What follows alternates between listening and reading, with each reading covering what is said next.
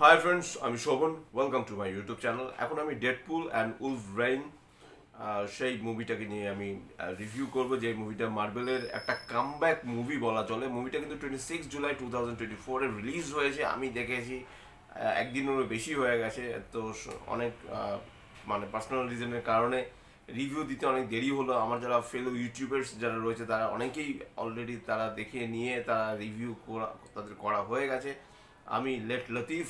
তো যাই হোক, সরাসরি আমি এবার স্টোরিতে আসি।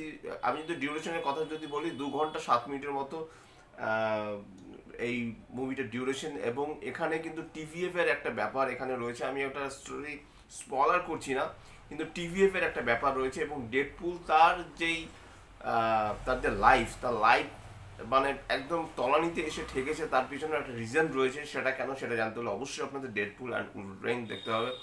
এবার উলভরেইন সে যেই মানে মাল্টিভার্স, আপনারা সবাই জানেন, যারা যারা মার্ভেলের ফ্যান্স যারা, তারা তো বিশেষ করে খুব ভালো মতো জানেন।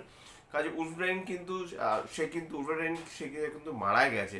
এবার তাকে অন্য ইউনিভার্স থেকে তো নিয়ে আসতে হবে। ডেডপুল আবার অন্য ইউনিভার্সে বিলং করছে।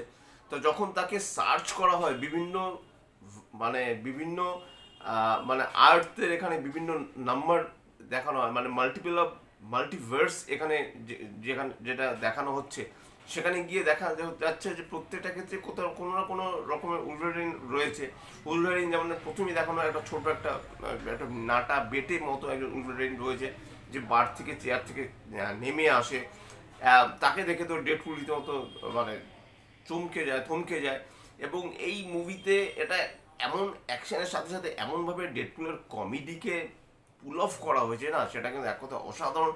এবং এরকম প্রচুর অ্যাকশনস রয়েছে, তার মাঝে মাঝে যেরকম কমেডিটা রয়েছে না, সেটা না রীতিমতো আপনাকে হাসাতে বাধ্য করবে। এবং ডেডপুলের ক্যারেক্টারটা এরকম, আপনারা সবাই খুব ভালো মতো জানেন। এটা কিন্তু অ্যাকচুয়ালি ডেডপুল অ্যান্ড উলভরেইন তো অবশ্যই রয়েছে, এটা কিন্তু অ্যাকচুয়ালি ডেডপুল নাম্বার 3 এই মুভিটা, সেটা বললেই হয়তো বা মোস্ট প্রবলি বেশি হতো।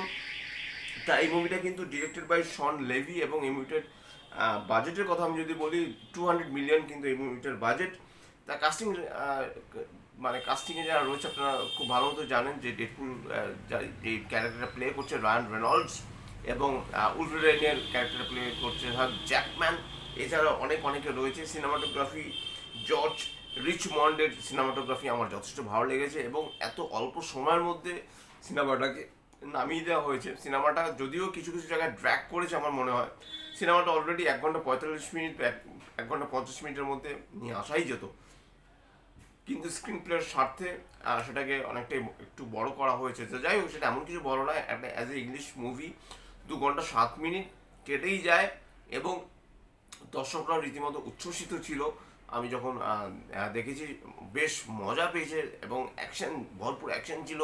এবং উলভরেইনকে যেভাবে খুঁজে পায় ডেডপুল, এবং টিভিএফ এর একটা টিভিএফ এর সাহায্য নিতে হয়, কারণ টিভিএফ এর সাহায্য ছাড়া উলভরেইনকে খুঁজে পাওয়া খুব মুশকিল, সে কোন মাল্টিভার্সে রয়েছে। এবং সেখান থেকে তাকে খুঁজে বার করার, কারণ আপনারা সবাই জানেন যে উলভরেইন সে কিন্তু মারা গেছে। এক্সপ্যান সে এখন আর নেই। লোগান যে ক্যারেক্টারটা অ্যাকচুয়ালি আপনারা জানেন।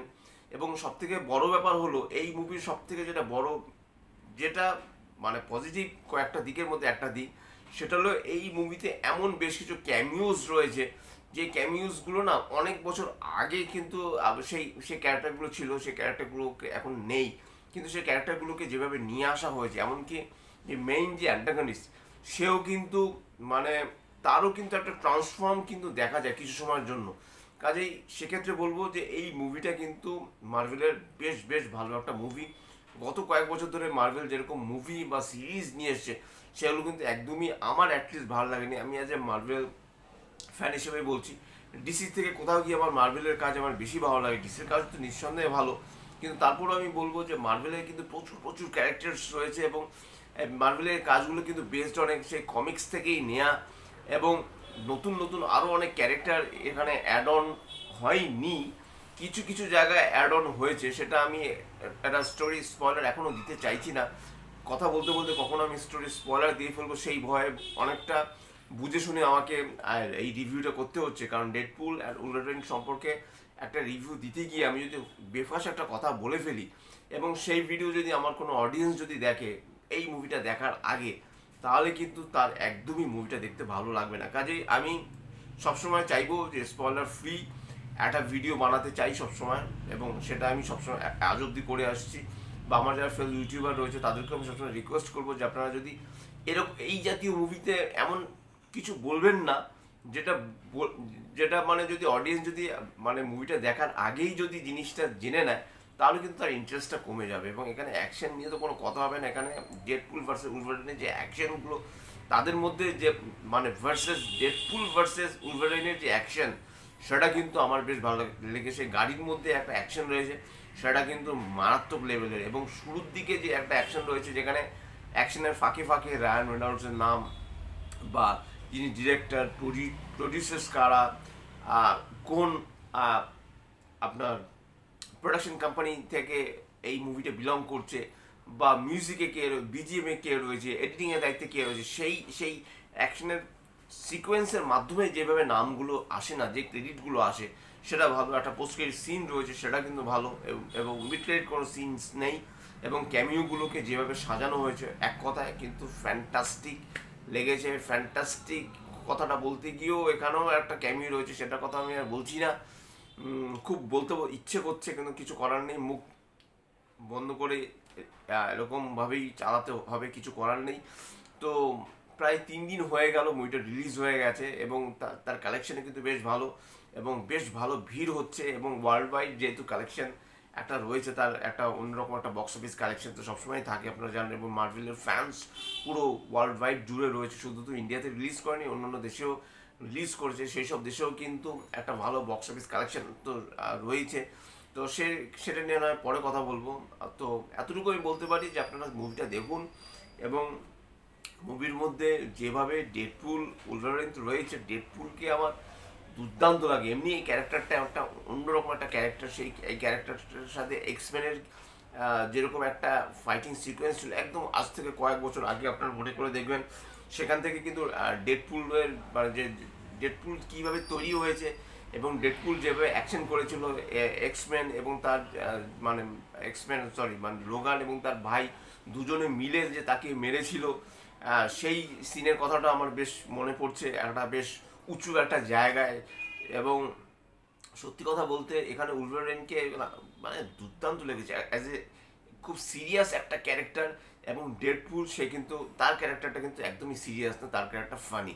তো ফানি অ্যান্ড সিরিয়াস এই দুটো ক্যারেক্টার যখন পাঞ্চ আপ হয়, তখন কিন্তু একটা অন্য একটা লেভেলে কিন্তু চলে যায়। তার কারণে আমি মার্ভেলের কথাই আমি বলবো যে মার্ভেল কিন্তু এই মুভিটার দ্বারা কিন্তু মার্ভেল কামব্যাক করেছে। আমি থামলেও ভাবছি এই জিনিসটাই লাগাবো যে মার্ভেল কামব্যাক করলো এই মুভিটার মাধ্যমে। কাজে সব মিলিয়ে কিন্তু আমার দুর্দান্ত লেগেছে। আপনারা যারা দেখেননি তারা হলে যান, এবং ভালো হলে গিয়ে যদি মাল্টিপ্লেক্সে যান তাহলে খুব ভালো হয়। কারণ সিঙ্গেল স্ক্রিনের তুলনায় মাল্টিপ্লেক্সে গেলে পরে এই জাতীয় মুভির যে ভিএফএক্সের পোর্শনগুলো রয়েছে, বা অন্য অন্য বিজিএমের কথা রয়েছে, অ্যাকশন সিকোয়েন্সেস যেগুলো রয়েছে, সিনেমাটোগ্রাফি রয়েছে, এডিট, প্রত্যেকটা কালার গ্রেডিং রয়েছে, এই জিনিসগুলো না আপনারা খুব ভালো মতো ফিল করতে পারবেন, যেটা আপনারা সিঙ্গেল স্ক্রিনে পারবেন না। সিঙ্গেল স্ক্রিনকে আমি ছোট করছি না, কিন্তু সিঙ্গেল স্ক্রিনে এই জিনিসগুলো, এই অ্যাটমসফিয়ারগুলো আপনি পাবেন না, যেটা মাল্টিপ্লেক্সে পাবেন, বিশেষত এইসব মুভির ক্ষেত্রে। তো এটাই ছিল Deadpool and Wolverine movie review. যদি চ্যানেলটা ভালো লাগে থাকে লাইক, শেয়ার, কমেন্ট এবং সাবস্ক্রাইব করতে ভুলবেন আমার চ্যানেলকে। ইনস্টাগ্রামের লিঙ্ক, ফেসবুকের লিঙ্ক এবং ইউটিউবের লিঙ্ক আমার ডেসক্রিপশন বক্সে দিয়ে দেওয়া রয়েছে, সেখান থেকে আপনারা আমাকে কানেক্ট করতে পারেন। Till then stay tuned. এবং অবশ্যই ডেডপুল অ্যান্ড উলভারিন মুভিটা দেখুন, দেখে আমাকে অবশ্যই কমেন্ট বক্সে লিখে জানাবেন যে আপনাদের কেমন লেগেছে। আমার কিন্তু দুর্দান্ত লেগেছে, 4.7 দেবো আমি out of 5। Till then, stay tuned. Ta-da.